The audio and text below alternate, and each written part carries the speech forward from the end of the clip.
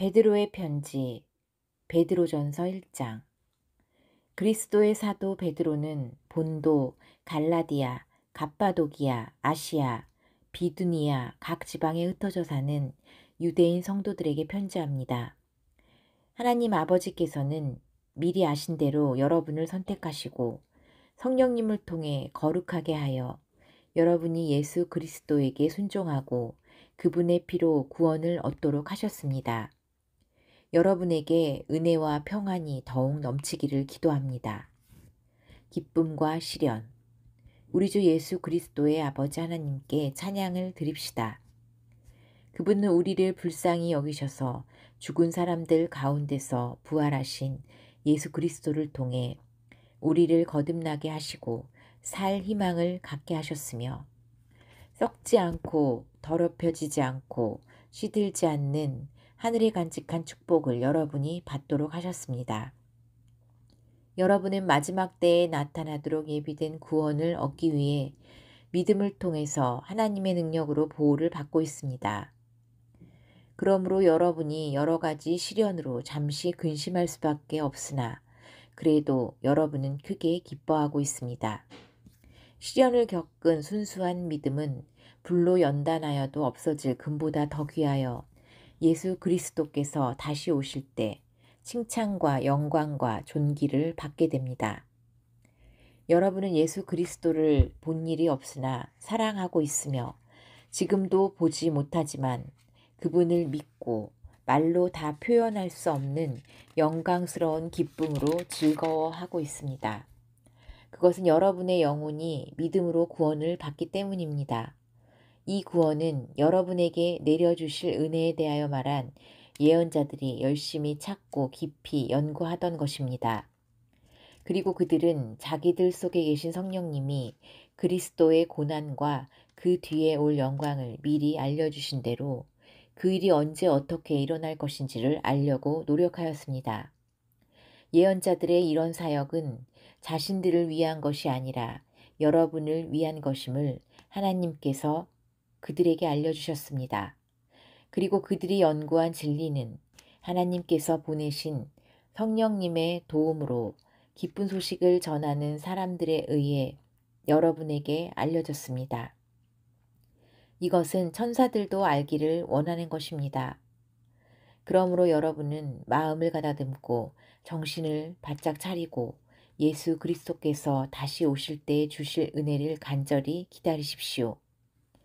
여러분이 전에는 몰라서 온갖 욕심을 따라 살았지만 이제는 순종하는 자녀답게 하나님께 복종하십시오. 그리고 여러분을 부르신 하나님이 거룩하신 것처럼 여러분도 모든 행동에 거룩한 사람이 되십시오. 성경에도 내가 거룩하니 너희도 거룩하여라 고 쓰여 있습니다.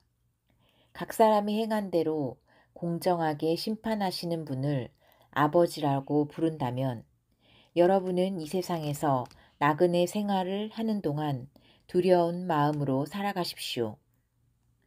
죗값을 지불하다.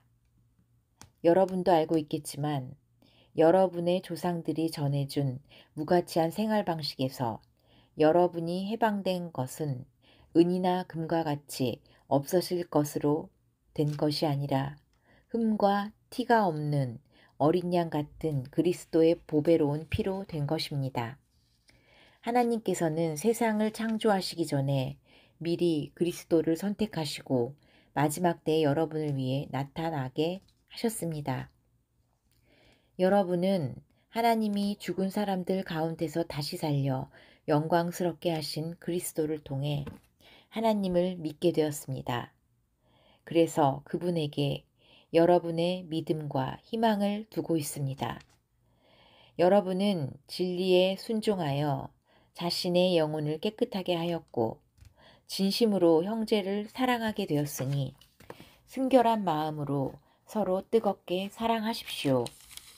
여러분이 거듭난 것은 썩어질 씨로 된 것이 아니라 썩지 않을 씨로 된 것이며 영원히 살아있는 하나님의 말씀으로 된 것입니다. 이것은 성경에 기록된 말씀과 같습니다. 모든 인간은 풀과 같고 그 영광은 들의 꽃과 같아서 풀이 마르고 꽃은 떨어지나 주의 말씀은 영원히 존재한다. 이 말씀이 우리가 여러분에게 전한 기쁜 소식입니다. 베드로전서 2장.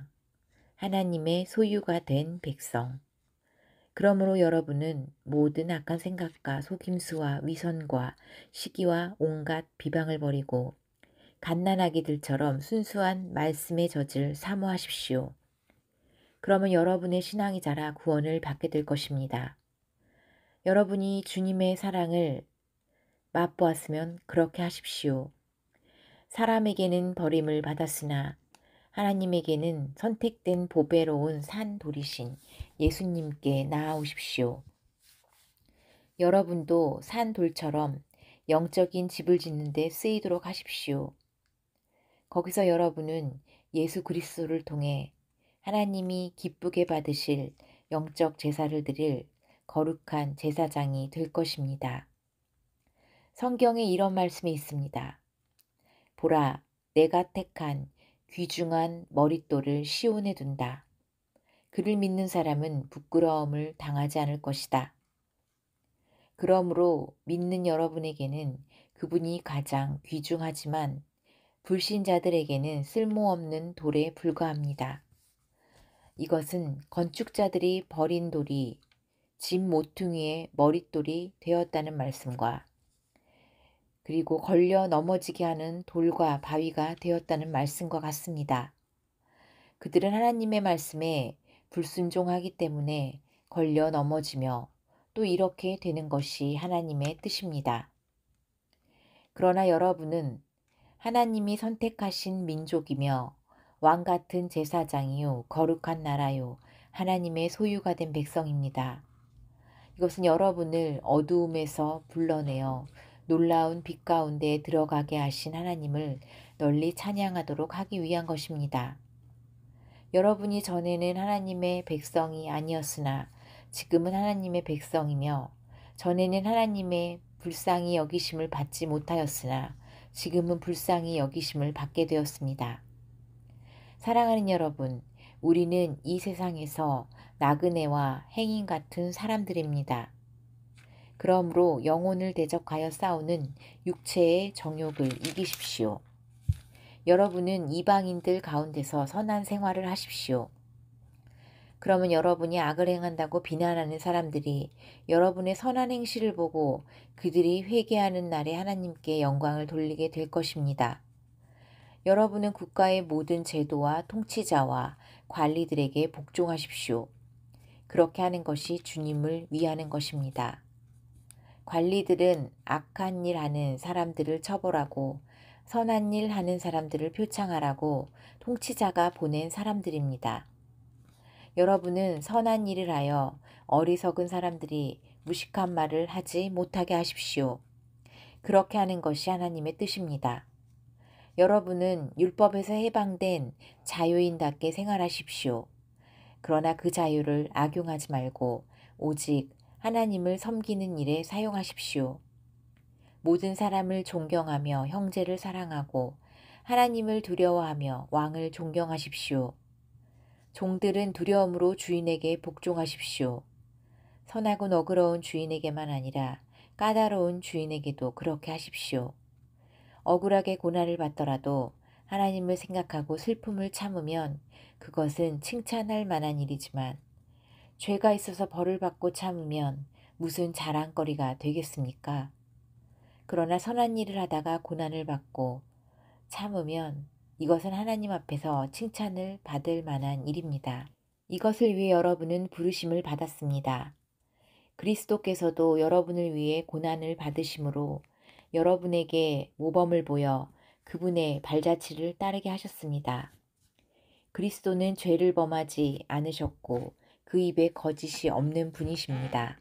그분은 모욕을 당할 때도 욕하지 않고 고난을 당할 때도 위협하지 않았으며 모든 것을 공정하게 심판하시는 하나님께 맡기셨습니다. 그리스도께서 몸소 우리 죄를 지시고 십자가에 달려 죽으심으로 우리는 죄에 대하여 죽고 의를 위해 살 수 있게 되었습니다.